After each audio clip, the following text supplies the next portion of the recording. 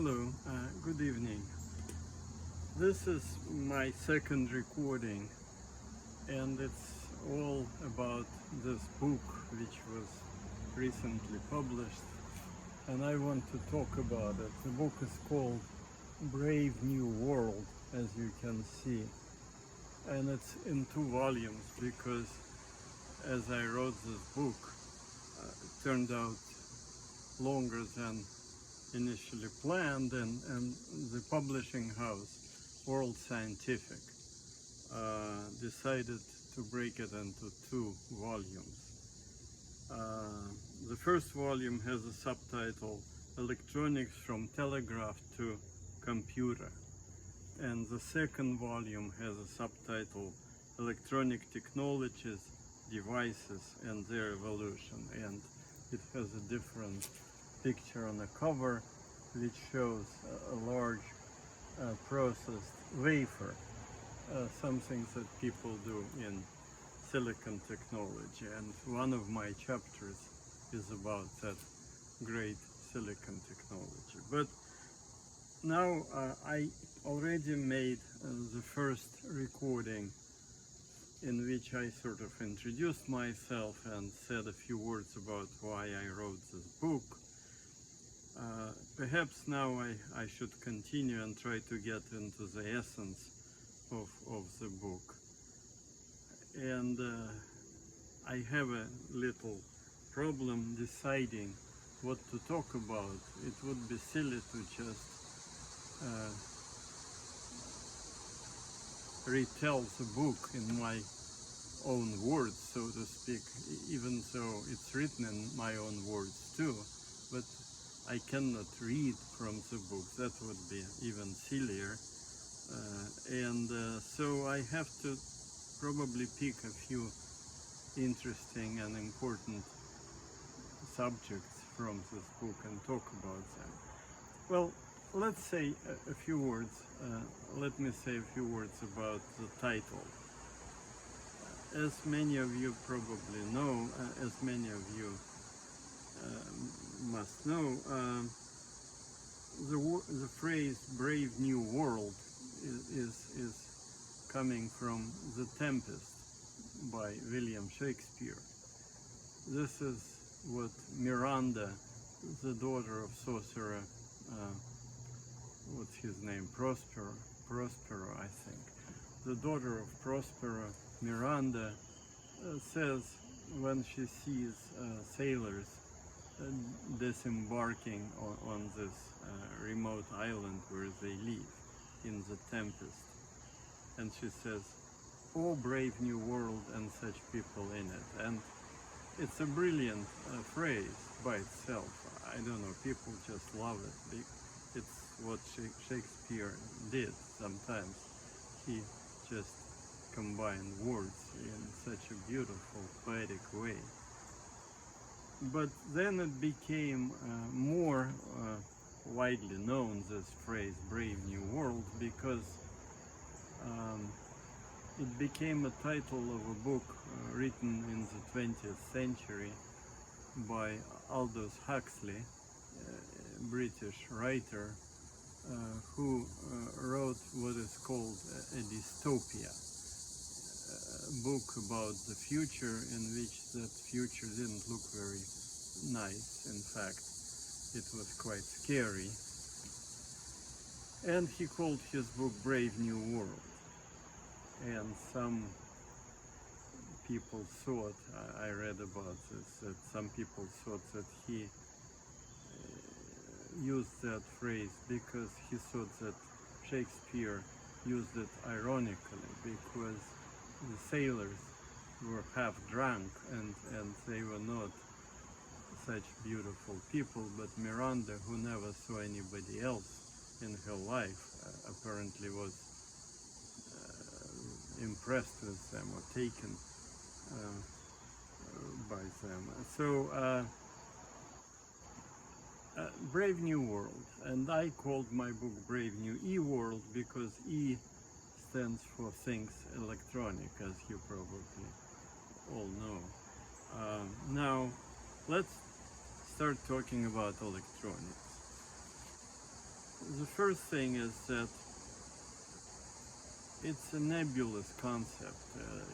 The title electronics can be applied to many things, and I want to use it uh, first of all with a little better definition of what we will mean by it, and second in a very wide sense. Most of us think of electronics as telephones and smartphones and television sets and stereo systems and such, many gadgets that we use in everyday life. But of course electronics is wider than that. There is electronics in every scientific discipline, in all natural sciences. Electronics plays a major role, in part because all measuring systems, measuring instruments are based on electronics. In nuclear physics, in chemistry, in medicine, everywhere. In medicine, for example, there are diagnostic techniques such as magnetic resonance imaging, MRI, and many others. And they're all based on electronics in one way or the other, but electronics is an essential part. So that brings us to another aspect of this whole thing, is that electronics is very often married in some way to other technologies. Take a good example is GPS, Global Positioning System, which we all use, and it's a remarkable thing which exists only for the last, I don't know, 20-25 years probably. Before it was not in existence at all, but we quickly forget that things like that were not here perpetually from the beginning of times. In any case, what is Global Positioning System? It is a system based on electronic devices, I think lasers essentially, which are placed and other electronic devices placed on satellites, and then the receiver, the device which we use here on Earth, is either our smartphone nowadays or a special receiver for this signal, which comes from at least 2, maybe more satellites, and pinpoints our location, pinpoints the location of that receiver with incredible precision of just a couple of meters, perhaps a couple of yards. So what is this whole thing, GPS? It is mainly electronics, and then it is married with space technology, with the technology of satellites, which is very different from electronics, but here they get together and do something. So I would like to consider all of these systems, whether purely electronic or married to other technologies, as part of big electronics, which I will sometimes call meta electronics. Also, all the methods of using these electronic systems, including software, are also part of the big picture. So software, that's a giant field. It's based on mathematical logic and mathematics and so on, and that's also part of electronics. Certain devices, such as lasers we already mentioned also can be part of electronics. So let's define electronics a little better. In other words, our first task is to distinguish it from electricity. What is the difference between electricity and electronics? Electricity is everything that has to do with using electrons, currents of electrons and so on. Electronics also uses electrons and sometimes light, photons.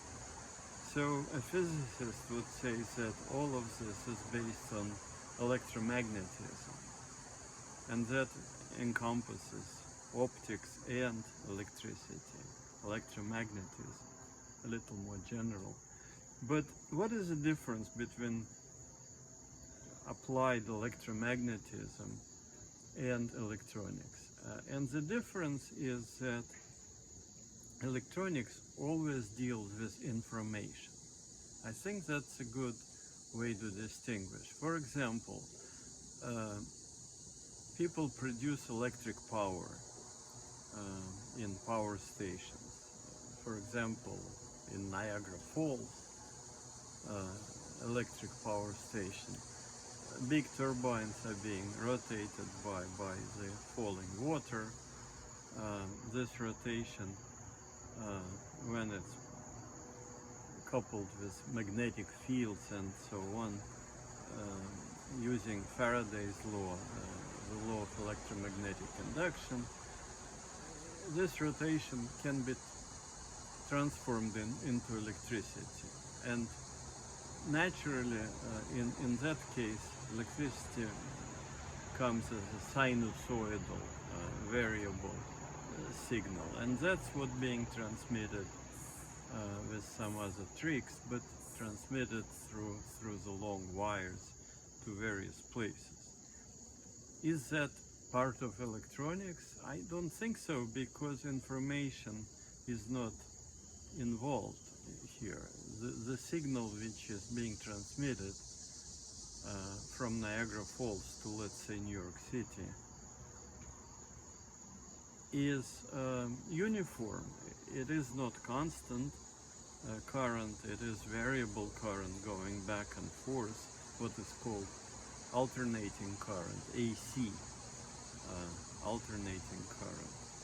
But it's uniform, it just goes with a certain frequency and it does not transmit any information. In contrast to that, a telephone call from Niagara Falls to New York City transmits certain information because the signal is no longer uniform, it's modulated. And so it's a little more complex, more complicated than a simple sinusoidal signal, but it transmits information. So electronics is always about information, not only transmission of information, but also in computers, information is being processed in very sophisticated ways. It can be digitized and processed, but always information is involved. If it's not involved, it's not electronic. So let us stop here for now. We said a few things. We sort of introduced what we mean by electronics. It's electrical or electromagnetic, more generally, technology dealing with information. But then we will start talking about some other interesting things in the next installment. Thank you.